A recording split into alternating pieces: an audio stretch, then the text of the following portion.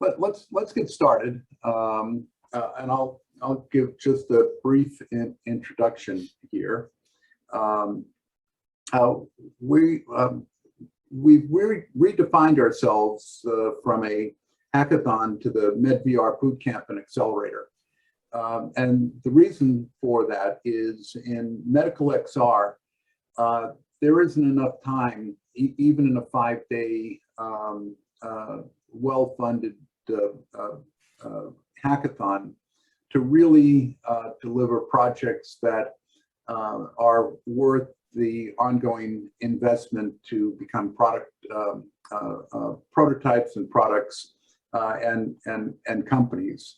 And the answer was after working with Lars Friedemann at the University Hospital Heidelberg and Eric von Hippel of MIT, known for innovation, his innovation expertise, particularly in medical, that needed to be a longer session. So that's our focus, is to train up both medical people, in a career change, or technical people who want to move into the medical field, and then to ensure ongoing development of the projects. We've restarted our XR Innovation Talk Series, mainly because it connected us so clearly to the community. We've found many people around the world. We have people from every single continent in this webinar, which is really wonderful, and that's our intention. We have a goal towards inclusion and diversity and equity, and we like to see that. Today's talk, I'm pretty excited about.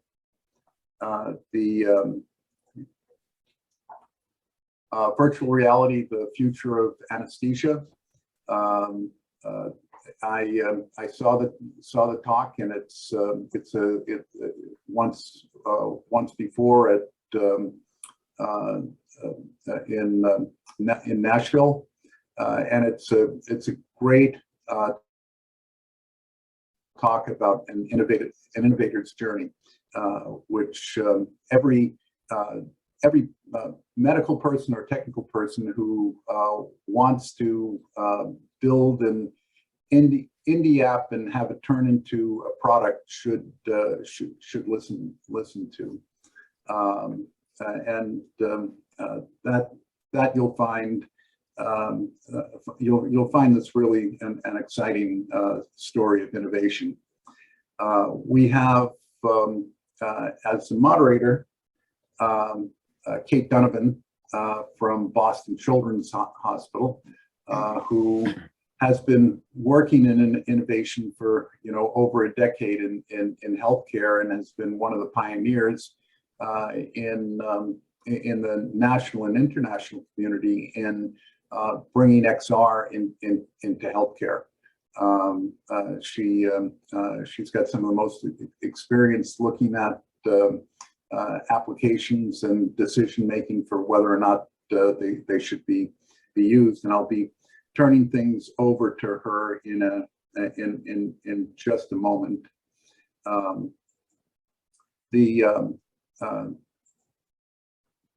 I'll put a couple of links in the chat below in a minute. You should take a look at them. One is our talks page.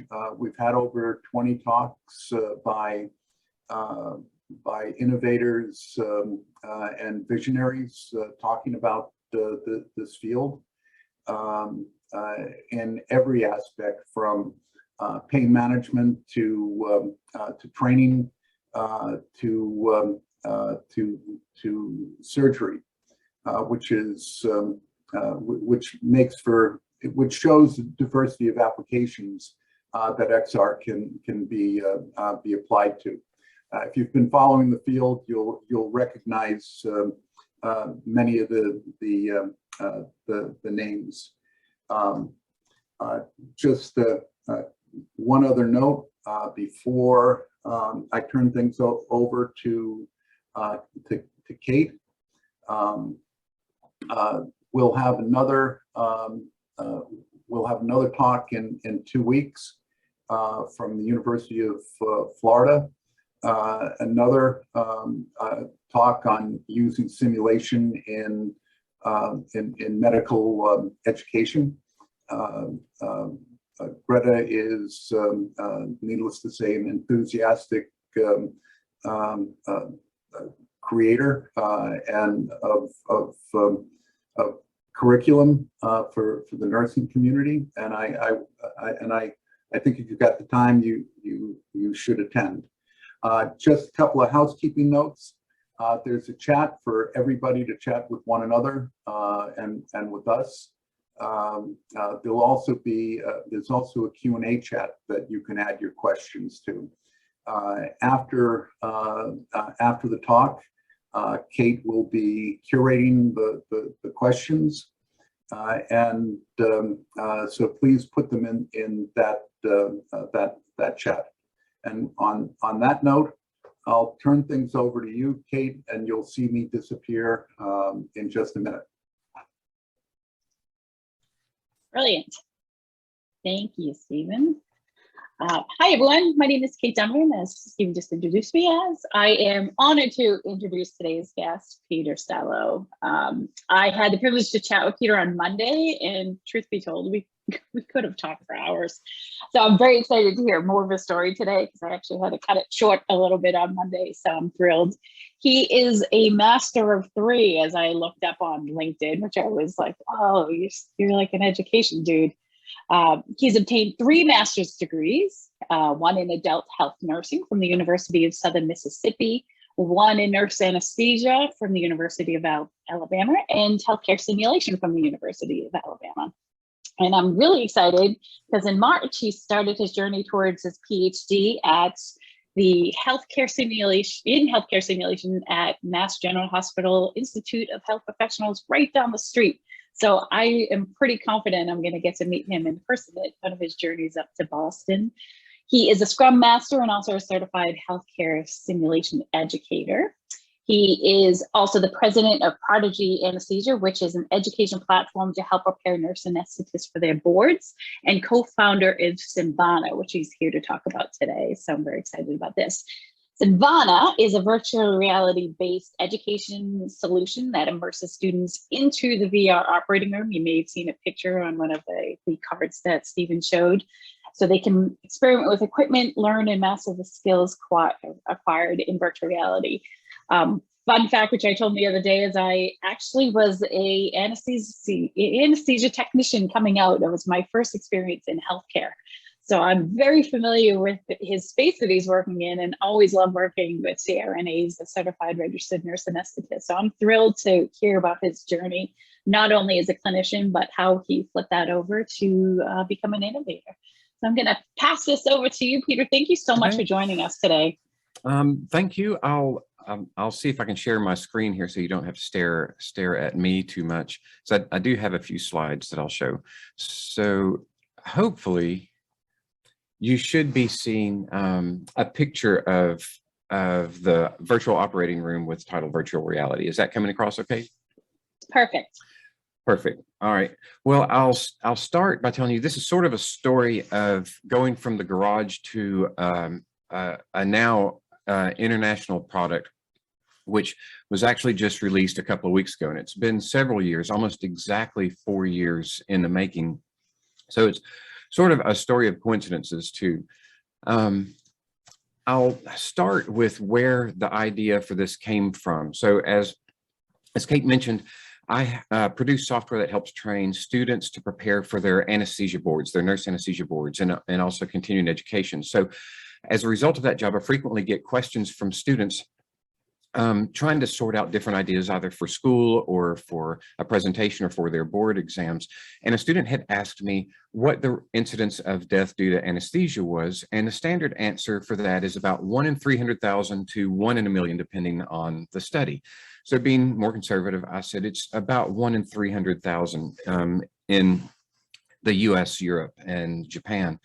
And it turns out the student wasn't really looking for that answer. What he was trying to find was a comparative answer. How has that changed in America over the years, and how is that now in different parts of the world? So I went online and took statistics from the World Health Organization and found out that in the US, in the 1940s, just 80 years ago, the risk of death from anesthesia was 1 in 1,000, which is really significant. And it adds a lot of credence to when I was in clinicals and I would interview much older patients prior to surgery. There's a little bit more severity to their tone, because as they were children, the risk of anesthesia was almost 300 or more times what it is now. So we've had this tremendous increase in safety throughout the modern world. The drugs have changed, our safety protocols have changed, our education has advanced substantially, but that hasn't really translated into improved patient outcomes around the rest of the world. And this was shocking to me. So I found out that these are recent studies. So in Zimbabwe, the risk of anesthetic death is about 1 in 387. In Zambia, it's as high as 1 in 157. And in a small village of Togo, the risk is about 1 in 50. And this includes surgeries involving children. One study was strictly on patients who are 18 years old or younger. So as I read this, I was aware that there was a need of providers and a medical mission trip myself, but I wasn't aware at that time that it was so severe. And a lot of the problem is really related to access to education. So I had found from the WHO that in some of these countries, in contrast to the US, where in the US we have on average of about 25 to up to 50 anesthesia practitioners, licensed anesthesia practitioners per 100,000 people. In some sub-Saharan countries, that number is 1 in 100,000 or even less. In one country, there is only 1 anesthesia provider for the entire country. And there's not a tremendous amount of access to education, which is a big limitation. So at that point, it occurred to me, well, maybe because I'm an anesthesia educator, maybe there's a way for me to come up with something that could help with learning without someone having to go there in person. So that was the goal. So in America right now, the way a lot of what we call practice training or simulation training is done using advanced mannequins. They can be extremely expensive, as much as $100,000 each. And when you're using these mannequins, even as advanced as they are, you have to sort of commit to suspension of disbelief like you would for a movie, because a lot of it is sort of like play acting, and it's not as real as it is when you're practicing on a person. Obviously, the traditional method of learning anything in healthcare over the past several decades had been learning on the job, apprenticeship, where the person that you're learning on is a live patient. And that's where mannequin and simulation training sort of came from. So there are some problems with that. One is the tremendous expense. If you're going to do this on a wide scale and make it believable, then you need all of the infrastructure to sell it. If you're going to use a suction device, then you have to have vacuum lines run. If you're going to use oxygen or nitrous oxide, then you need those pipes run, as well as all of the other assorted equipment. So getting started to build a simulation center is great, but it is an enormous expense and an enormous investment. A lot of universities have done it, but a lot don't have those resources. And in addition, with those mannequins, they require a skilled person to operate the monitors, to operate the mannequin's responses to interventions. And it also requires someone skilled in the design of simulations, which is a trained art, really. And so it requires a lot of professionals to be able to do this correctly. So what I did in response to seeing a need for a standalone educational system, I downloaded Unreal Engine from Epic Games, which you can download for free. And I decided that I was going to invest 2 weeks of my life in learning this. And I had been a programmer since I was about 10 years old. So I was familiar with programming, but this was a little bit different. And I had even done a lot of medical animation, 3D animation, but still video game programming was a little bit different.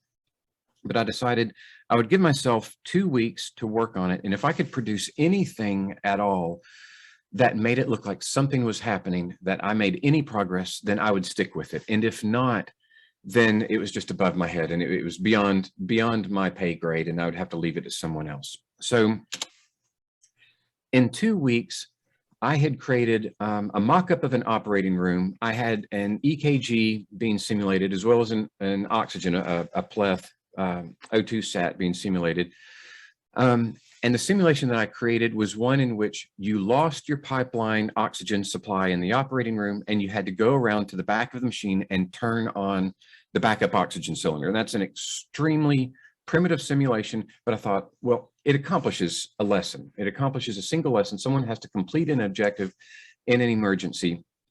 And what you will note is there are a lot of things missing. In particular, you don't see any cables or cords or an anesthesia circuit. And the reason is because I had not figured out yet how to cope with the physics of flexible materials in Unreal Engine, and I was struggling with that. So I was taking a break from it one day, and my next door neighbor saw me going for a walk. I will usually take a break and go for a walk when I'm trying to sort out a problem. And he noticed that it looked like I was concentrating on something and asked what I was working on. And I told him that I was working on a virtual reality program, this thing for healthcare. And I was struggling with some aspects of it. And I'm not sure if you're familiar with Huntsville, Alabama, which is where I live, but everybody in Huntsville, this is not just a military town, it's a NASA town. So everybody in Huntsville, except for me, I think, are engineers, developers, but not very many people can really tell you what they do due to non-disclosure agreements and contract arrangements. So there's a lot of technology in this town. So I knew my neighbor well, but I didn't really know what he did. So when I described to him the problem I had, he told me to show it to him. I said, well, it's up in my garage office. Do you want to see it now? And he said, yeah, let's go see it now. So I showed it to him, and he popped on the headset and grabbed the controllers and was navigating around more easily than I was during the time. So it was clear that he was familiar with it. And he said, I see exactly what you're trying to do here. He said, we need to go to my office. So it turns out that while I was struggling here above my garage to make this work, my next door neighbor was a senior manager over a group of video game developers who do this same sort of thing for the military, for missile defense purposes, doing high fidelity simulations of military equipment, which obviously a lot of missile systems are not easy to get, they're expensive, and you don't want to have one sitting around training on it. So they do these simulations so that soldiers can train how to use this equipment. So I instantly paired up with their company as a collaborator, which is Torch Technology. So they're a big defense contractor here, and they saw this as an opportunity to do something in a non-military use, to take a lot of the talent pool that they've collected and the technology that they've implemented and learned over the years, and to help develop something that would save lives, not just by blocking missiles from coming in, but by doing something that actually helps train people in healthcare. So we set off running from there, and from my little mock-up that I showed to the board of directors there, this is what it looks like now.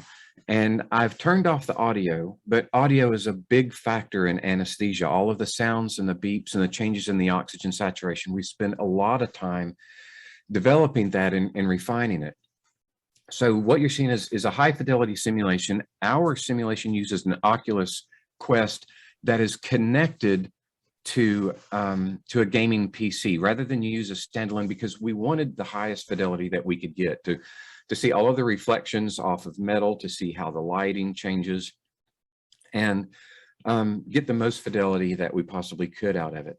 And one thing that I want you to see that was important to the developers, being being video game enthusiasts and developers, they didn't want this to be a scripted scenario where a lot of simulation programs have you on a really narrow path, and you can't make decisions outside of it. And there's usually someone who kind of nudges you back, or you can't turn this dial, or this is not active. What we wanted to build was an open world. And so every bit of the physics in the anesthesia machine is replicated exactly. So when you turn the oxygen flow meter, it doesn't just turn a dial, it replicates the flow of gas through virtual pipes in the anesthesia machine that are delivered through the anesthesia circuit, which loses some of that pressure due to its own compliance, which then is relayed to the patient, who is also physically replicated. So the patient's lung compliance plays a role in determining the pressure on just that gauge, the airway pressure gauge that appears there. So everything that we do is designed so that the person inside virtual reality can do anything and everything, and there is a real world response. So you can actually make mistakes. Although we teach students how to use the machine, how all of the parts interact, they can actually experiment. And we encourage them to experiment, because I think that that's a more effective way to learn. I think that you learn sometimes more by making a mistake than you do by memorizing the correct answer. So while they were busy building the operating room, my job became building the physiology simulation that runs the patient in the background. So you can see a bunch of numbers on the screen. Right there, that's the volatile anesthetic model, where an inhaled anesthetic gets taken up in different components of the body at different rates and is released at different rates when you're waking the patient up. We simulate everything from oxygen consumption to carbon dioxide production, how that changes in relationship to the metabolism.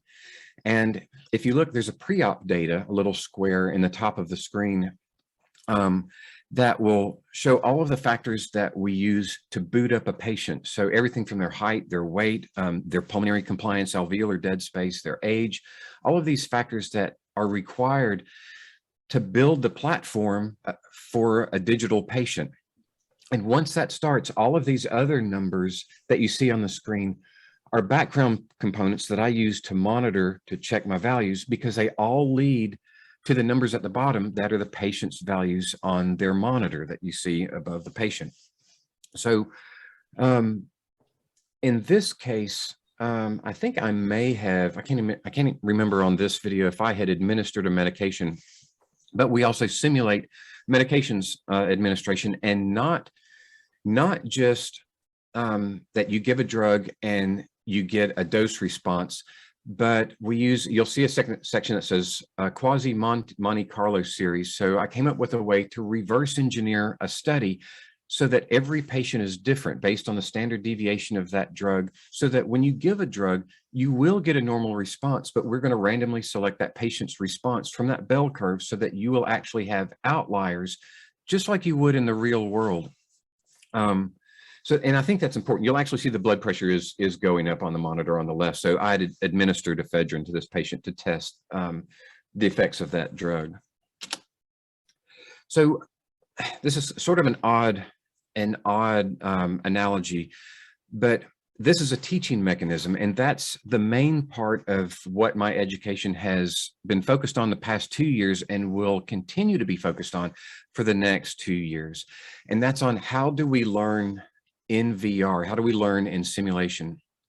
And what I did was I wanted to break things down as simple as possible, because I want this to be a product that can be deployed on its own, and it's going to assume that the user has no idea about anesthesia, about an operating room. So I'm picturing someone who is in one of these remote locations without any resources, and I think, what would they need to start off with to learn how this machine works and how anesthesia happens? So I think of a single concept as a stone, that I'm going to hand this stone and place it in somebody's hand, and I say, I want you to just focus on this one object until you feel comfortable with it. And when you think that you know the color, the texture, the size, and you're ready to move on, then let me know.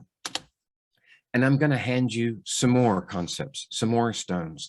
And the learner will begin to organize that information in their own brain, in their own way. If you give somebody the information that they need one bit at a time in a logical sequence. You don't have to worry, I don't think, about how they're learning it.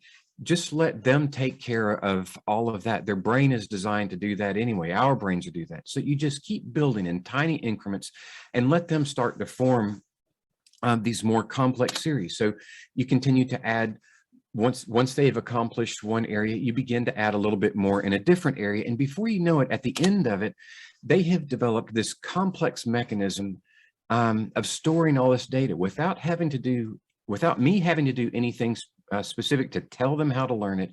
If you present it in the right way, particularly in an active process where I'm not just telling you about it, I'm asking you to do something with it, and then let's look at the results afterwards. And how I think of that, I found this video on YouTube a while back, and this was compelling to me. It was a video of a synaptic connection being made, of a single synaptic connection being made. And I wanted to think of everything that I was teaching as just a series of these connections. If you can just make that one connection with someone who's learning it just one at a time at their own pace, then they'll be able to build their own complex structure. And before too long, you've really taught them something complex. And how that works inside VR is we use something that some of you might be familiar with. It was called the 4-component instructional design. I went through a graduate program where we studied a lot of learning theories, and ironically, this was not one of them. I stumbled across this, and it turned out to be a great method that you could use to teach complex procedures, which is what we're really doing here. So what we do is we present background information to the learner about, in this case, we're studying the CO2 absorber. So it's, what is a CO2 absorber? How is it used? Why do you use it? What are the byproducts of using it?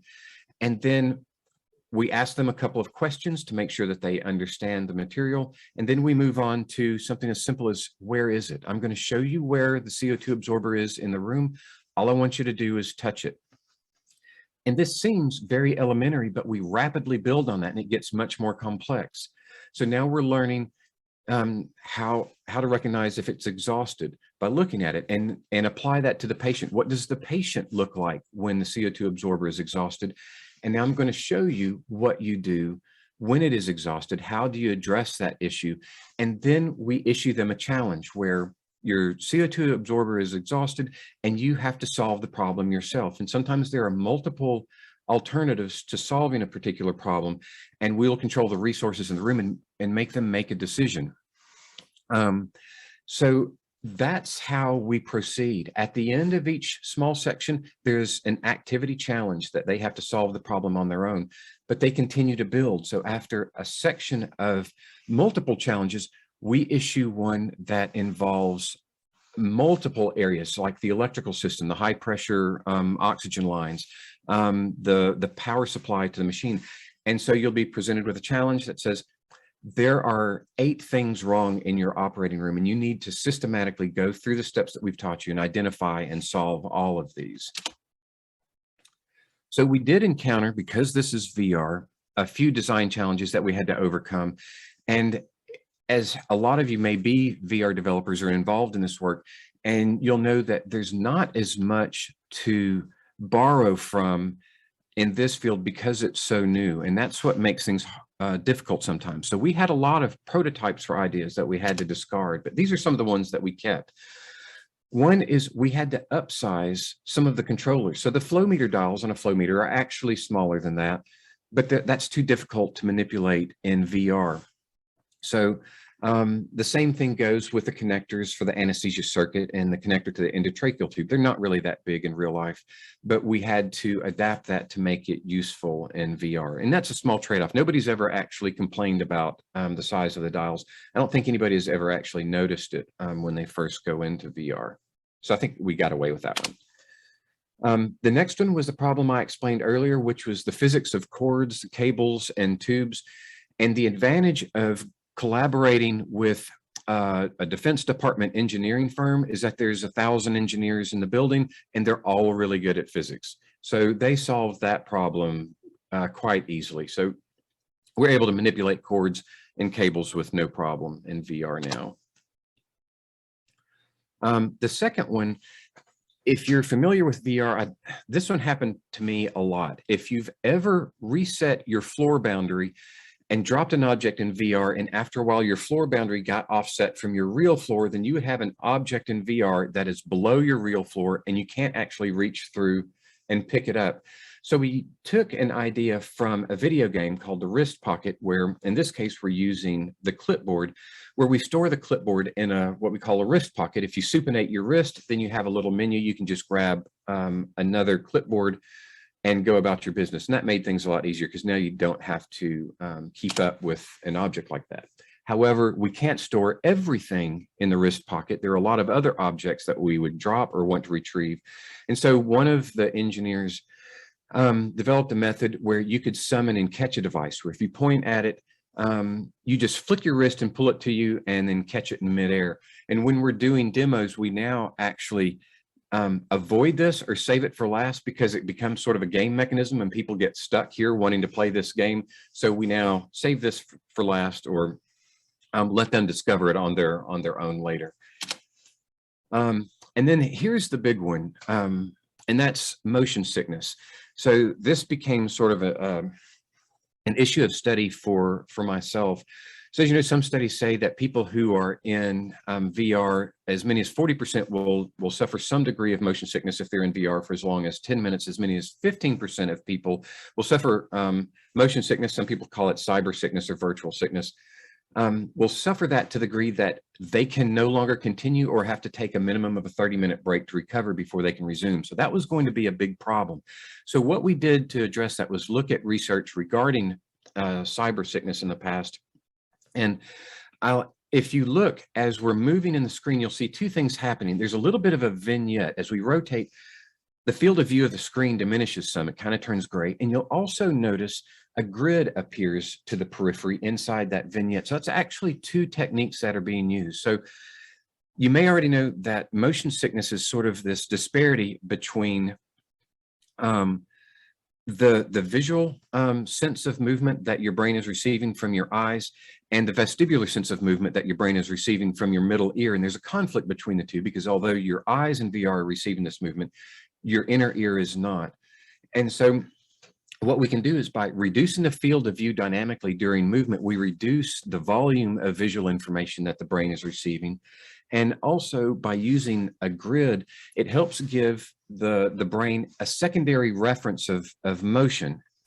And it's very similar to why someone who is driving a car or is in the front seat of a car doesn't get motion sick nearly as much as someone who's in the back seat. And that's because they have these grids, the big windshields and the side windows that give them an additional frame of reference for movement, whereas the person in the back seat generally is just looking at the back of the front seat. So that frame of reference gives the visual cortex a little bit more information. The second one that we implemented was, rather than smooth rotation in VR, we switched to incremental rotation because smooth rotation in VR caused severe nausea. It seemed to be the highest trigger.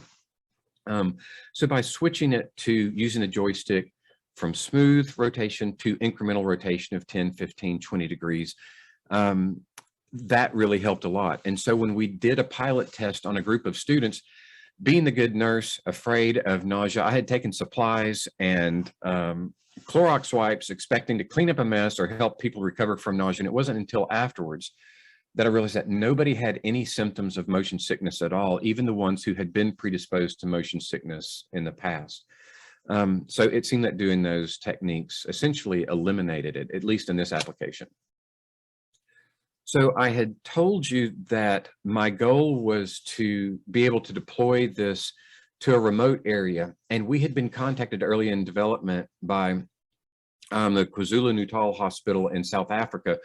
And South Africa was hit hard really twice by COVID, and they had lost access for their students to the operating room and wanted to know if we had anything to help. So we were able to get a system there. It was really a big deal for us because we were moving data into the cloud using Microsoft Azure, and being able to launch the system on another continent and have the data successfully come down from the cloud was a huge success for us. And so they were able to implement it and are continuing to implement the new versions that we're using now. All right, so I talked quite a bit and pretty fast. So does anybody have any questions, or if Kate, if you noticed any in the chat that you wanted to point out, I'd be more than happy to answer anything I can. If I don't know the answer, I'll have to admit to that as well. Sure, this was fantastic. I loved hearing some of the challenges that you went through and the solutions that you came up with for that. So that was really incredibly helpful as we're all trying to navigate those waters, particularly with the motion sickness. And I think it's funny, as a nurse, you would come prepared that's to clean up that. I do have a question. First question is actually for one of my colleagues at Boston Children's, Jeff Jacobson. Yes. How long did it take you to create this VR sim in Unreal Engine, and what was the effort required? It was a tremendous amount of effort on multiple levels. So as I said, we actually started almost to this day 4 years ago. And a lot of it was sitting down with engineers, developers, artists, video game programmers, management, trying to figure out what is the scope of this problem, and what will be needed to solve it.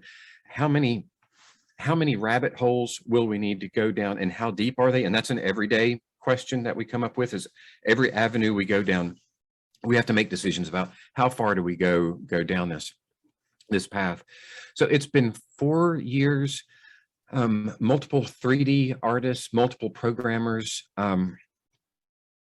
For me, I do lesson design and provide references, sort of a subject matter expert in the field of anesthesia, and I work up all of the math for the physiology simulations, and then we convert those.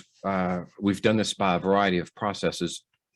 I would start it out by doing the physiology simulation in Unreal Engine, and then I would move it to C++. And now the smoothest thing that we do is I write it in pseudocode and then pass it off to programmers who can bring it into Unreal Engine themselves.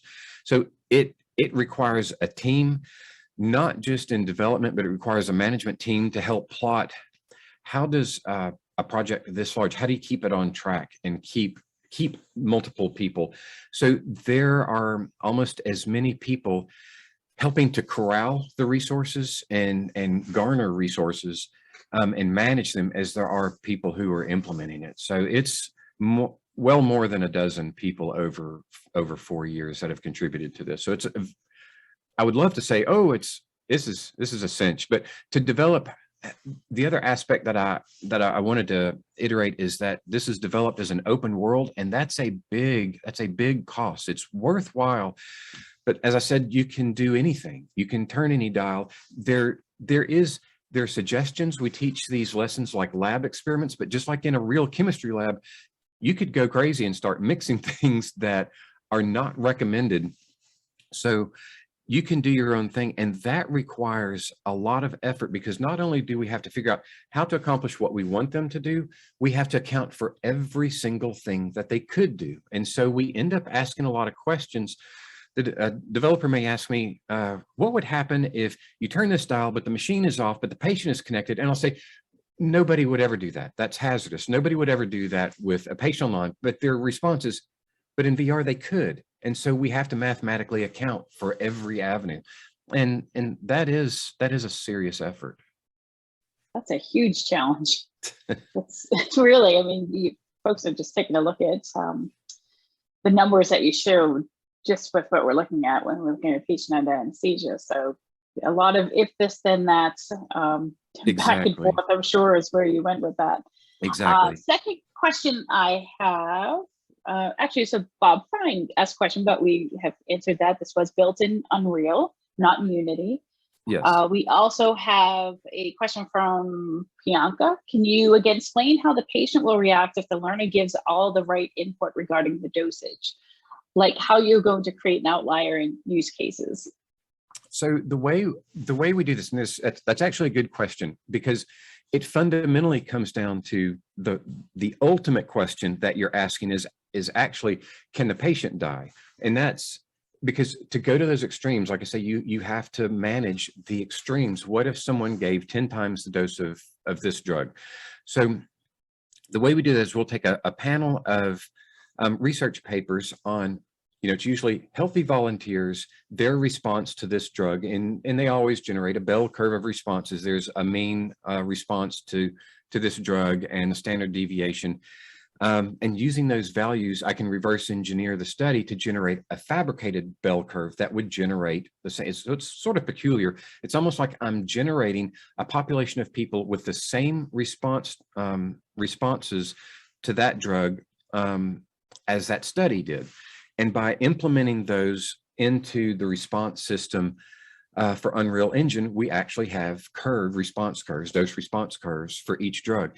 So to answer the more extreme question is, so what if you go way out of the boundary? Since this is an open world, we had to set boundaries. So one of the rules in healthcare simulation is that you don't allow a patient to die unless the subject of simulation is patient death. So you're trying to teach people how to handle the emotional impact of death or postmortem care, or how to handle family. If the subject of simulation is death, then that's the only instance where we do that. So what we do is we have cutoff boundaries for, say, if the mean arterial pressure drops to 50 for more than a certain period of time, we're going to exit with a warning that says, okay, the blood pressure was too low for a significant period of time. And how we do the feedback for that is now something that we're working on. How do you politely inform the user that we're going to need to exit now because we've been at sort of a low point here and this is not survivable? So we're working on that communication mechanism right now. And but yet you have to have exit points. When someone has gone off the rails, they're no longer learning, so you need to exit and let them start over with a little bit of reinforcement and some hints on how to management. Now, I actually noticed in one of the chats, the person who had answered one of the questions, I'm not sure if he was Daryl Trousdale. That is my next door neighbor. So that is the coincidental meeting that actually started all of this. So he's the senior manager at Torch Technologies. So he and I are where this idea started. And there were many margaritas that were shared over starting this concept. I actually love the story about having your neighbor next door. I think from an innovative mindset, it just proves the theory of to have a different lens on the problem, and then you build from there. It's so nice to have that, and just luck. That was luck, my friend. Like, you have to have him next door. That's fantastic. I think it's good to mash people from different fields together and see what happens. There's a lot of different perspectives that come from that. 100%. There is some chatter in the chat in regards to Unreal versus Unity, and I know we chatted about that a little bit on Monday. I didn't know if you wanted to speak to that. Unreal Engine was, to be honest with you, I started with Unreal Engine specifically because it was free. They made it a free download and I could learn on it at zero cost. The only investment I had when I started was the $400 Oculus. Then I was using an Oculus Rift S. It's actually suspended from the ceiling above me. So that really dropped the barrier to getting started with this, because Unity at that time was a paid subscription. And I had tried Unity several years before, and at that time, it wasn't quite as user-friendly as I think it is now. So I kind of had the concept that I've gone down that route, I'm gonna go down this one, and ended up watching tutorials mostly done on YouTube by 16 and 17-year-old kids who were teaching me, a 50-year-old, how to implement this software. But that's how I got started learning it. I think Unity is a great program. I think that they probably have more tools. I can't speak to this precisely compared to Unreal, but I know that they're used a lot more for mixed reality purposes. I think Unreal is starting to build out their technology for that as well. So I can't really speak to that intelligently.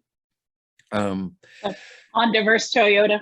Yeah, exactly. Trying to get to the end point there. Exactly. It's a tough one. I think it's comfort level, and I agree with you. I probably where I learn is the most tutorials available on YouTube. I think is where I go. Yeah. Let's see. We have a question from Victor. What prevents your app to go live?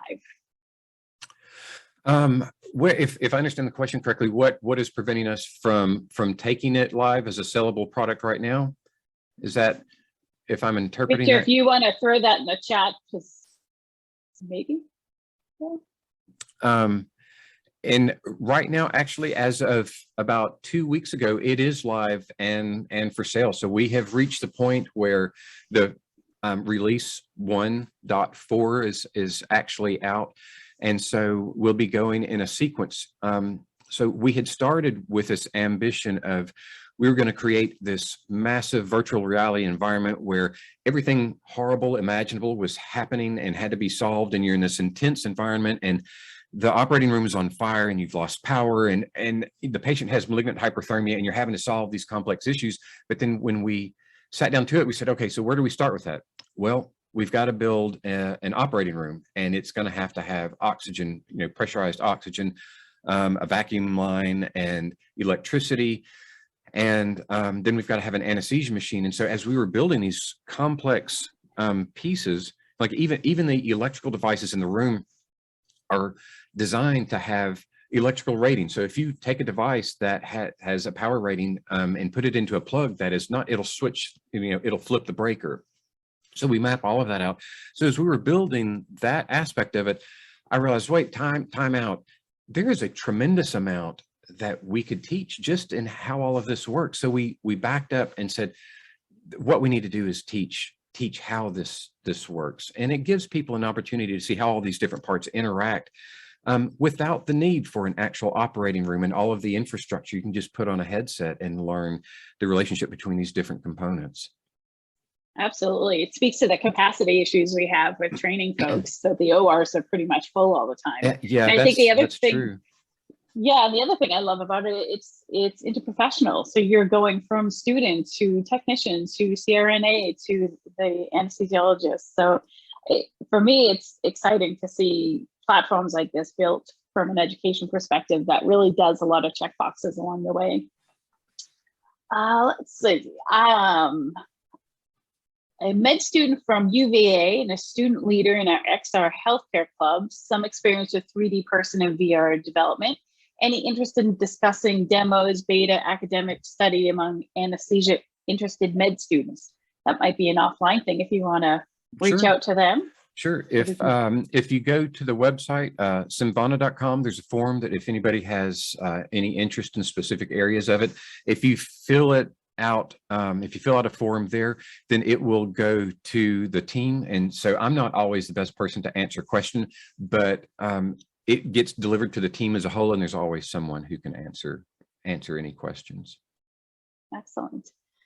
We have another question. Any idea of haptic integration to make it skills learning versus procedural learning? That is coming, and you're right. This is procedural learning primarily right now. Haptics is, well, I'll say this is one of the issues that makes developing for VR difficult, and it's in keeping up with the technology as you're developing. So it's sort of like trying to hit a moving target. So the great thing about the Oculus Quest is that they issue software updates, on a regular basis that increase the capabilities of the devices. The bad thing about developing for the Oculus Quest is that they release software updates on a regular basis that give you more capability. So right now we use the controllers, and we do have a lot of haptic feedback. So just with the controllers using vibration, which does help a lot. It seems like it wouldn't, but for example, if you're using the breathing bag and there's a dramatic amount of tension, you can feel that tension in the controller as you're trying to squeeze the handles. But they also have, and this is sort of an interesting topic, they also now offer hand tracking, and we've explored that. So where you don't have a controller, you can reach out with your hand and turn a dial. What is lost with that is kind of useful is that if you're using your hand to turn a dial, there is no haptic feedback. You're now touching a non-existent dial. So you're trading one technology's advantage for the disadvantage of losing haptic feedback. We have done demos. It was a couple of years ago with some haptic gloves. And at the time they were very, well, that was sort of a national technology. So they were bulky too. So they were sort of at the state of, if you think of what the first Apple computer looked like in a plywood box with wires hanging out of it, that's the way this was. And I kind of compare that. That's what my original mock-up was. You have to look beyond something that's ugly to see what it can be. And so I think that haptic technology is coming along. So we'll just have to see how well it advances and go from there, I think. Got you. Let's see. What feedback did you get from practitioners regarding wired over wireless connections while using Oculus? That's interesting because we had a big decision to make and basically took a vote on, are we doing standalone wireless or are we doing wired? And at the time, there's the Quest 2 had not come out, and so the existing technology, you know, the standalone just runs on a cell phone chip, so it's a very, very tiny chip, not very powerful, not much graphics processing. And we looked at did sort of a prototype and looked at what can you do without the computer attached tethered versus what can you do with it tethered. And at that time, the difference was so dramatic. It was like, you know, where you said Honda versus Toyota, only now we're like Honda versus Ferrari. And we're like, we've got to start with the Ferrari. We just got to start and hope that the technology of the chips and the standalone catches up quickly. So there is a plan that we will eventually move to wireless. The people who use it don't really care, you know, as all you really have to do is if you hook a little suspension cord on a spring to the ceiling that keeps the wire, you know, suspended out of the way so that you don't step on it, then nobody really notices. So I work in a wire every day, and as long as the wire is suspended from the ceiling out of my way, it doesn't bother me. I don't notice it at all. So that hasn't been a problem. But getting the problem really is you have to have two devices, and the computer has to be specific. It can't be a Mac, for example, and a lot of people have Macs, and it can't be just an off-the-shelf computer. It needs to have a strong graphics card. So that does prevent people, I think, more rapid adoption simply because there's two technologies that they have to potentially adopt. So we will move to it, but we're already knowing that at the current technology, we'd have to scale back the fidelity of the simulation. And I hate to do that because it looks so good to me the way it is now. So we're all just kind of like, oh, you know, yeah. nobody wants to do that, but hopefully the technology will speed up a little faster and catch up to it. I love the hack of the ceiling mount. Like, you know, when you're cleaning your car, there's do-it-yourself car washes. Yeah, that's a great hack. It is, and you can get those little wires for about $12 off of Amazon, and you know, and that's an expensive cord with fiber optics in it. And if you don't want it on the floor where a chair could roll over it, so suspending it to the ceiling, going to the back of your computer is really, really handy. Right, that's great. I'm going to flip this question over to the kind of the innovator's mindset. When you think about the innovation roadmap, that journey that you were on, where were you when you realized that you need to be more focused, like focus more time building this out versus in the clinical space? I think when we started the collaboration between the two companies, my company and Torch Technologies, they have a focus, whereas I've always been a small one-man business. So I've always looked at things as how fast can I make it? How inexpensively can I make it? How fast can I get it to a sellable product in a workable fashion? And it be manageable by one person. Whereas they look at things from a much more long-term standpoint of, how are we going to be able to manage this in the future? Do we need to develop the technology now and develop the platform that it can grow from so that we don't have to redo things? So it's the difference between a hacker coming to with an idea, working with a company that's used to managing products over a longer period of time to a much higher degree of performance and reliability. So a big part of the process was when it's kind of what I consider to be where it went from the small hacker mentality to the big industry mentality that happened there. And everybody just said, okay, we have to pause. There are some issues that we have to resolve because this is going to be a technical product that we realize now is going to be global. And we've got to figure out how are we going to deploy this. And so we shifted to putting the data in the cloud, and that was technical achievement accomplished by some very smart people on the team. One of them named Blake Driggers is very good at solving that and was able to get it in the cloud. And that way we can redeploy new material remotely to, and we are doing it, to another continent immediately. So that's where it came from, just something that's a little clinical product to something that is designed as a platform that can grow. And that will, all of that technology will be reused as this technology moves into other clinical areas. Like out of anesthesia was just out of convenience because that's a domain that I'm familiar with. The next step would be to move into critical care because that's very closely aligned with anesthesia, with the monitors, patient simulation. You just change the room and the scenarios. Obviously some in medications, but that would be the next step. Yeah, that I was thinking RT, respiratory therapy, yes, would definitely be, playing around with those machines, those were in the critical care space. That's brilliant.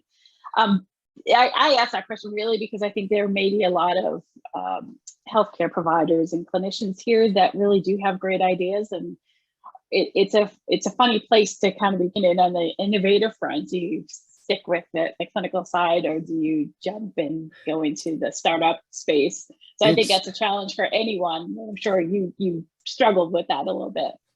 It is. It's a difficult jump. So I worked in my business. I worked for years doing both. So mine was doing educational software for students and for CRNAs, for practitioners. And I started it 18 years ago, and it was just about 10 years ago. So I did both for 8 years, and it was long days. I would have to catch up on the software business and program into the night. Then I'd have to get up early to go to the operating room the next morning. So there was a long period of that.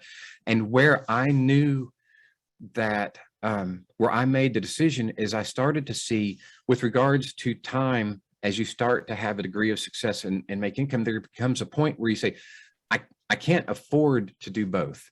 I simply can't. I can't afford to do both. I have to pick one. And when you do that, you're picking the horse you're going to ride, and you have to be committed to it. There's no way to ride two horses safely.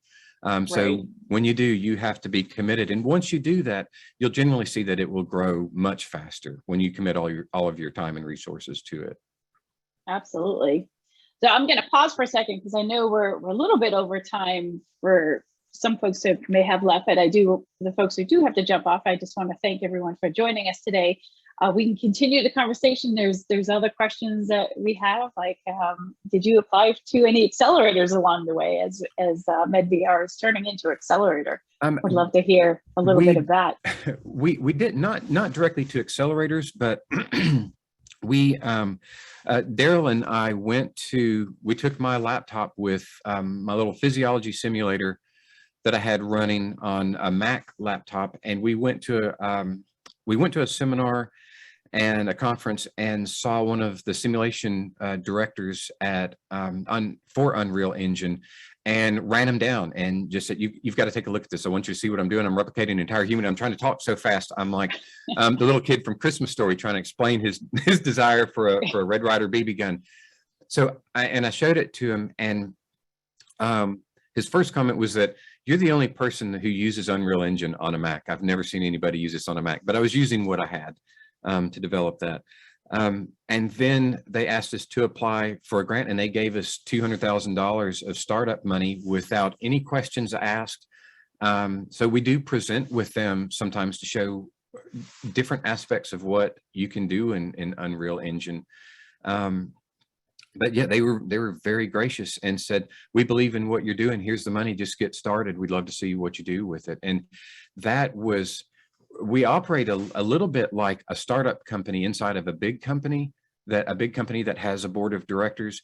And when they saw that, I think that just really served to develop a lot of confidence in, other people had in what we were doing, because it's like, wow, well, if that video game company believes in what you're doing to that degree, then you must really be onto something. Absolutely. Talk about inspiring, getting your idea to reality so quick. I love that. I love that. How has adoption been for both your products? So you are also president of another company. So how do you balance that, and how's the adoption been for both? Well, that's a good question. It is my own company is doing well, but it is now sort of I'm back to the spot where I was with clinical anesthesia versus the first company. Now I'm doing two jobs again, and that's a lot of time. But I know that with both of them, I'm trying to work my way through the system so that the company that I've had gets to be a little bit more automated, which helps a lot. So I've worked on that to save time.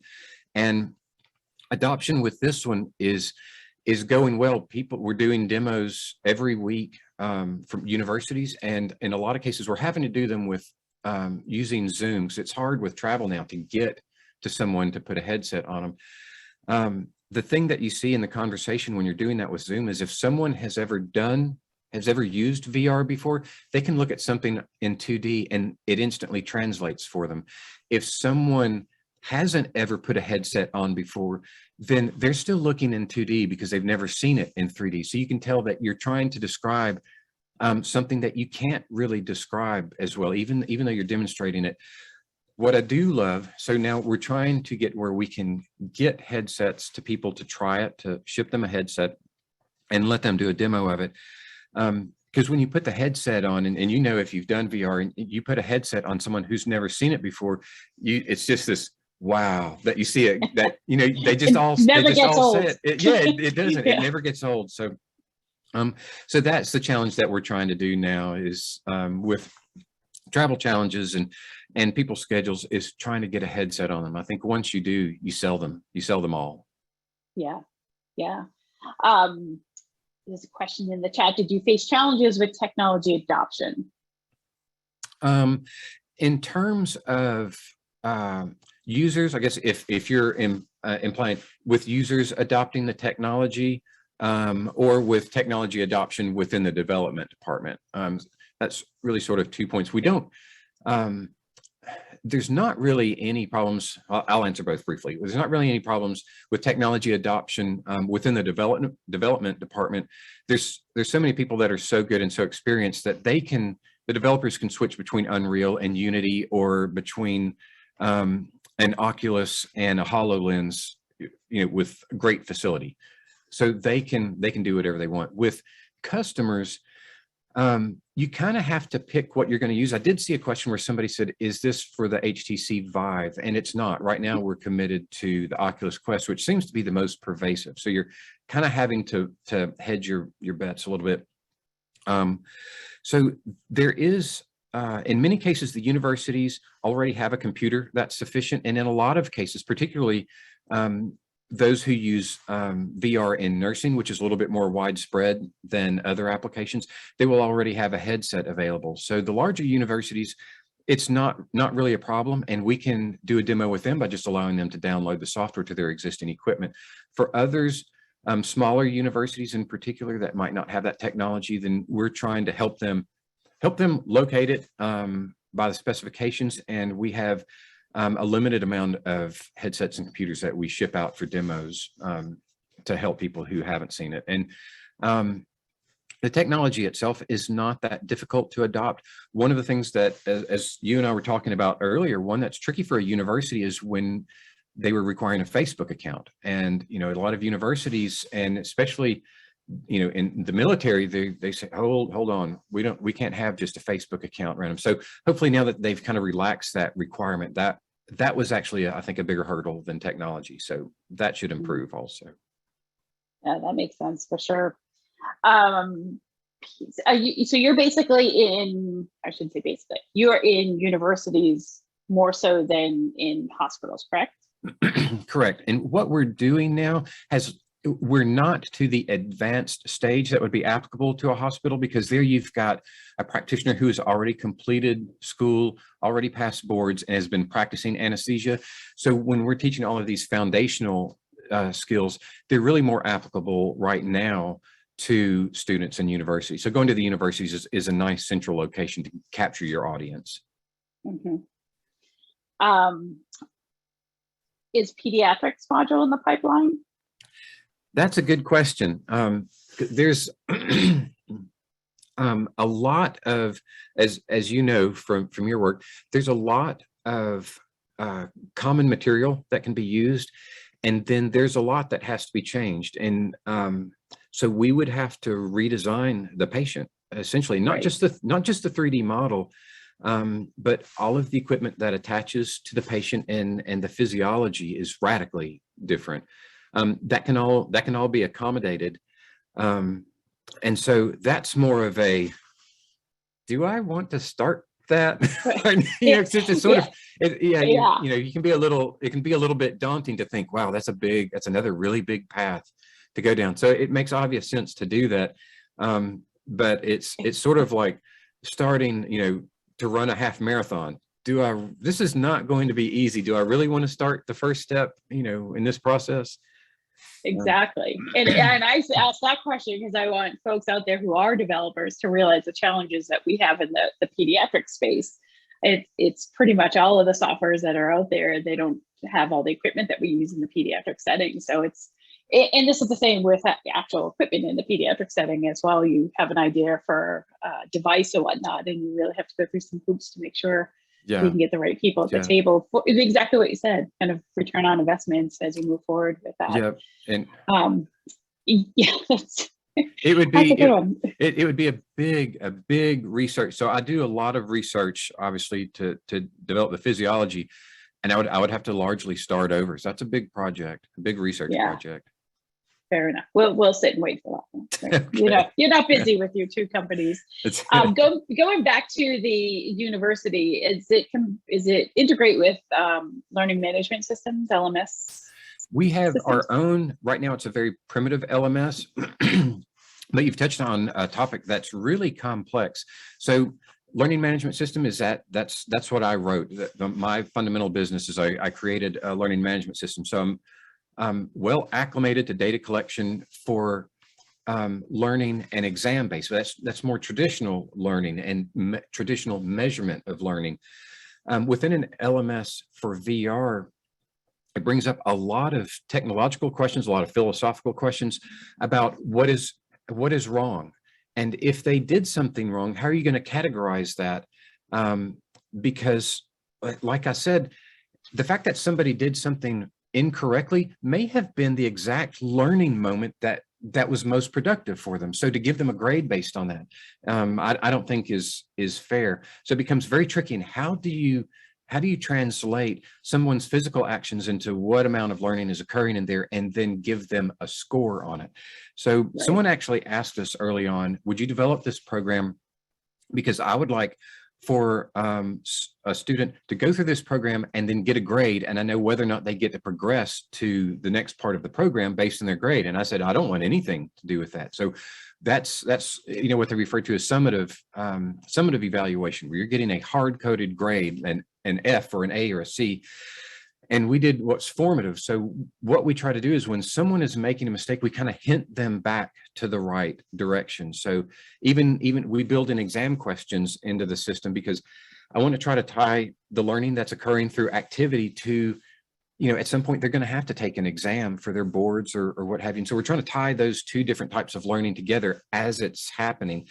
But if they miss it, I don't record a score, and I refuse to do that right now. I give them a hint, because I want them I don't want to determine how much do you know about anesthesia. I want you to stay in this environment until you know what you need to know about anesthesia. So that's what we try to encourage. So we do chart their progress so that a faculty member can see, have they done this? How far are they through this?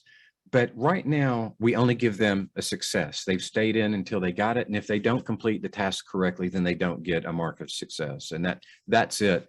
I don't know. It gets really philosophical about. Yeah, I mean, I think you're promoting psychological safety in that environment, and I think that's a great way to move ahead with that. I'm going to ask two questions, and then we'll close this out. And if people have additional questions, please connect to the MedVR Slack channel and ask some questions in there. We'll get back to you in regards to that. Okay. My first question, which I ask a ton of people, is what do you do when you're not working? And I'm not sure that's even a question for you, because maybe sleep might be it. I probably to answer that one, I probably should post my wife's email address and let her answer that. There's not a lot of time that I'm not actually, right now when I'm not working, I'm working on schoolwork. So fair enough. Yeah. The PhD journey will take your time away. That's exciting. It will. That's But exciting. I'm learning a tremendous amount doing it too, though. So it's been really rewarding. Absolutely. I'm excited to connect with you when we come to Boston. And then my last question is, how do you define success?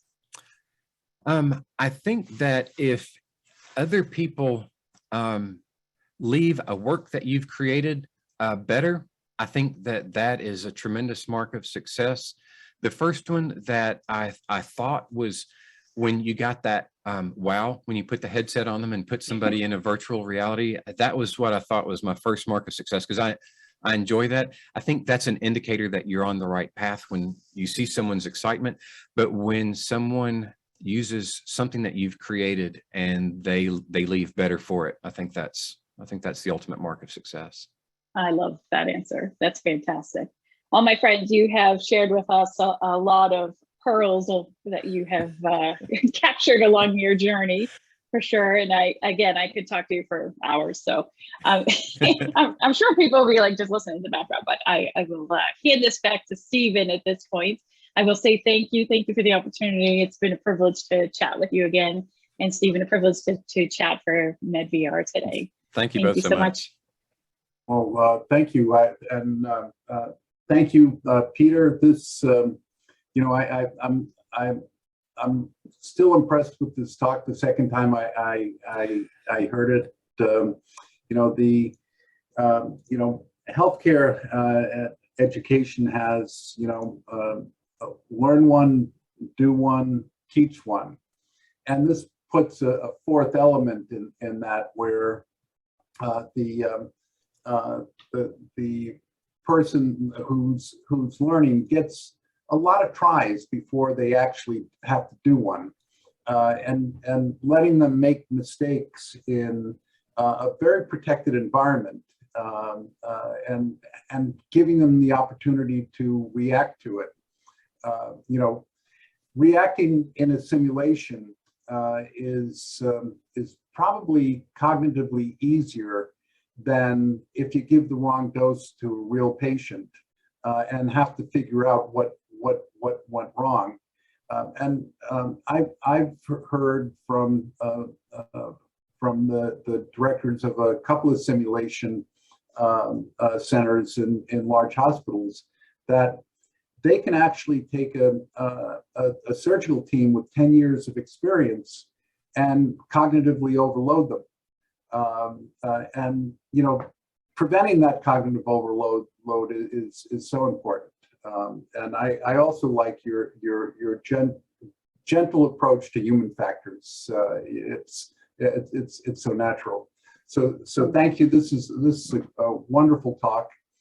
Kate, thanks for joining us.